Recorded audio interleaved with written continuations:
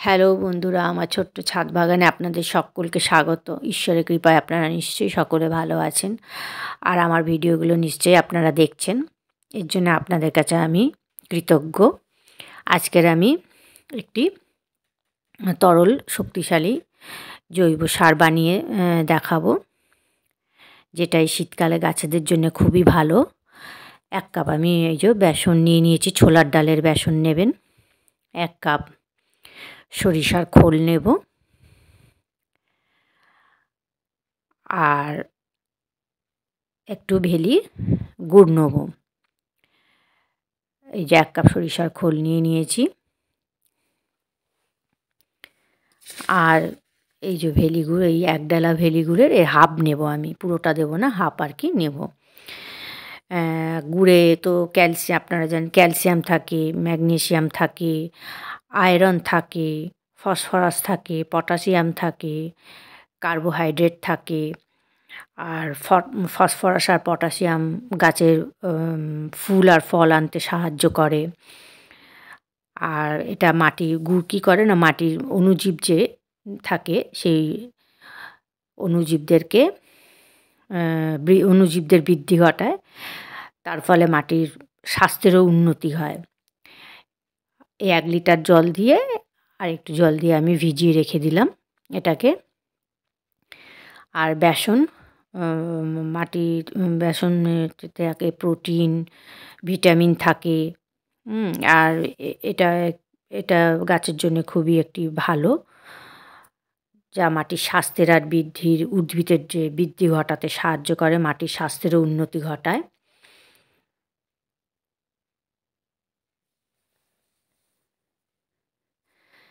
তারপরে বেসনে যে amino acid থাকে, সে অ্যামিনো অ্যাসিড গাছের রুটকে মানে স্বাস্থ্যকর করে তোলে। সুতরাং বেসন গাছের জন্য খুবই উপকারী। আর সরিষার খোলের তো গুণাগুণ আপনারা জানেন। এইভাবে আমি এটাকে ভালো করে গুলে নেব, নিয়ে আর আমি 15-20 দিন ভিজিয়ে রাখবো। তারপরে 15-20 দিন পরে আমি এটাকে আবার ইউজ করব। এর মধ্যে চাইলে আপনারা 1 চামচ টক দইও দিয়ে দিতে পারেন, আমার কাছে ছিল না তাই দিলাম না। তবে টক দই যেটা দেবেন সেটা যেন ঘরে পাতা হলে খুবই ভালো হয়, না হলে মিষ্টির দোকানের কেনা টক দই দেবেন, কিন্তু প্যাকেটজাত যে টক দই সেটা দেবেন না। এইভাবে ভিজিয়ে রেখে আমি ঢাকা দিয়ে একটা ছায়াযুক্ত স্থানে রেখে দেবো।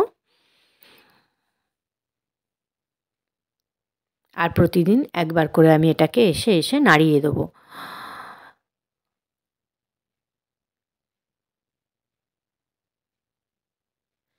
এই যে 15 দিন পর দেখুন, এর মধ্যে কিরকম একটা পাতলা একটা এই যে সরসর মতন পড়েছে, তার মানে আমার এই জিনিসটা তৈরি হয়ে গেছে।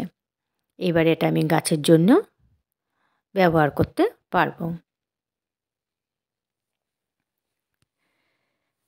এটা আমি নেব,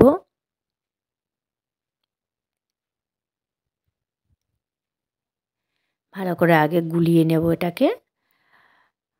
নিয়ে এটা আমি 1 গ্লাস নেব, তার সঙ্গে আমি 10 থেকে 12 গ্লাস জল মেশাবো। 10 গ্লাস বা 12 গ্লাস জল মিশিয়ে নেব, নিয়ে পাতলা করে গাছেতে দেব।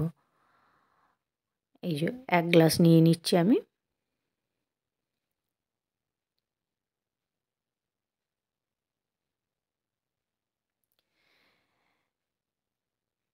আর 10-12 গ্লাস আবার জল ওর মধ্যে মিক্স করে নেব, নিয়ে তারপরে গাছে দেব।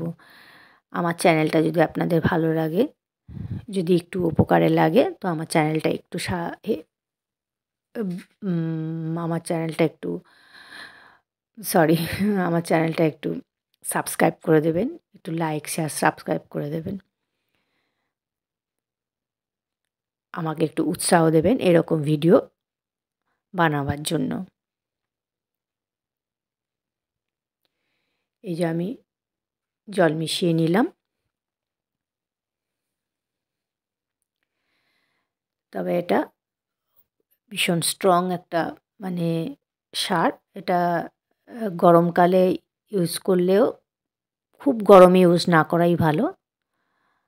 হালকা যখন একটু গরম থাকবে তখন একটু পাতলা করে ইউজ করা যেতে পারে। তবে আমি এখনও গরমকালে ইউজ করিনি, করলে পারে তখন আপনাদের আবার দেখাবো। আমি তবে শীতকালে এখন দিচ্ছি গাছেতে।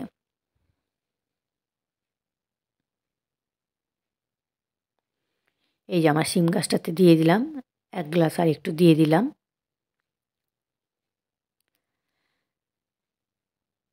এখানে লঙ্কা গাছ আছে, লঙ্কা গাছের এই যে মাটিগুলো, ওপরের মাটিটা শুকনো হয়ে আছে বলে লঙ্কা গাছেও আমি একটু দিয়ে দিচ্ছি, ভিজে থাকলে দিতাম না।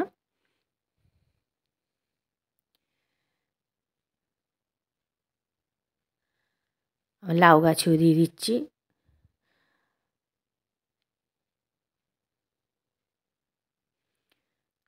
লাউ গাছটাতে 2 গ্লাস দিয়ে দিলাম। আর আমার এই যে বেগুন গাছ, বেগুন গাছগুলোতেও দিয়ে দেবো সব, 1 গ্লাস করে দিয়ে দেবো। এভাবে গাছ অনুযায়ী আমি 1 গ্লাস 2 গ্লাস করে সব দিয়ে দেবো গাছগুলোতে।